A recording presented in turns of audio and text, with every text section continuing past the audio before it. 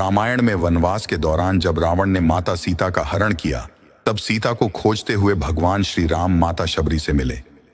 लेकिन माता शबरी की कथा को समझने से पहले यह जानना जरूरी है कि वह अपने पूर्व जन्म में कौन थी और किसका अवतार थी।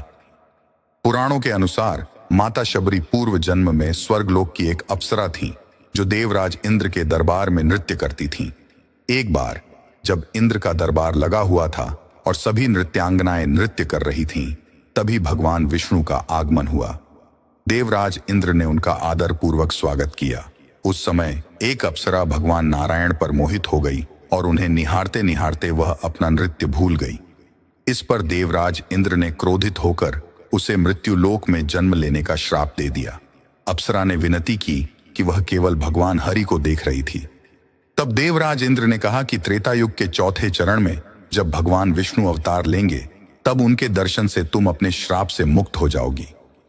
देवराज इंद्र के श्राप से अप्सरा का जन्म एक रानी के रूप में हुआ, जिसका नाम परमहेसी था।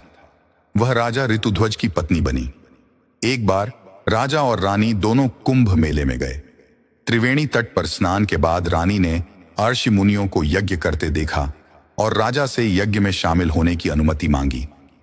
राजा ने मना कर दिया क्योंकि वे आम जनता के बीच नहीं बैठ सकते थे। इससे रानी बहुत दुखी हुई और रात को त्रिवेणी घाट पर जाकर भगवान विष्णु से प्रार्थना की कि अगले जन्म में उन्हें सुंदरता न मिले। इसके बाद उन्होंने गंगा में समाधि ले ली।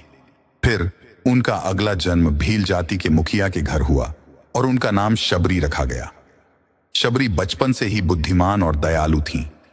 जब शबरी बड़ी होने लगीं, तो उनके विवाह की तैयारी शुरू हुई और बहुत सारे पशु पक्षियों को एकत्र किया गया।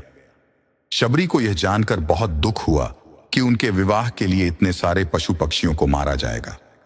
उन्होंने विवाह से एक दिन पहले ही सभी पशु पक्षियों को मुक्त कर दिया और घर से भाग गईं।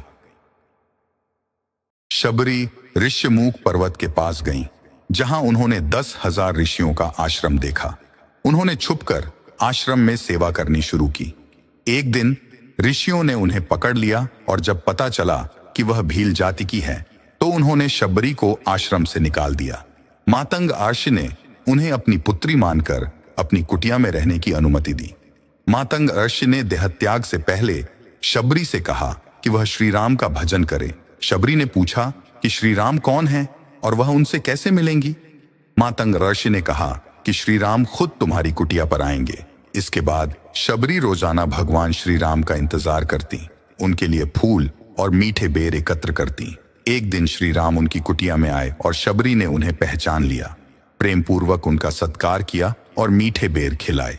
शबरी की निर्मल भक्ति से प्रसन्न होकर भगवान श्री राम ने उन्हें मोक्ष प्रदान किया और श्राप से मुक्त कर दिया। यही थी माता शबरी की कहानी। उनके अवतार की कथा कि किस तरह एक अप्सरा शबरी बनी और भगवान श्री राम के हाथों उनका उद्धार हुआ। आपके क्या विचार हैं?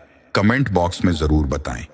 अगर वीडियो अच्छी लगी हो तो लाइक करें, चैनल को सब्सक्राइब करें और ज्यादा से ज्यादा शेयर करें।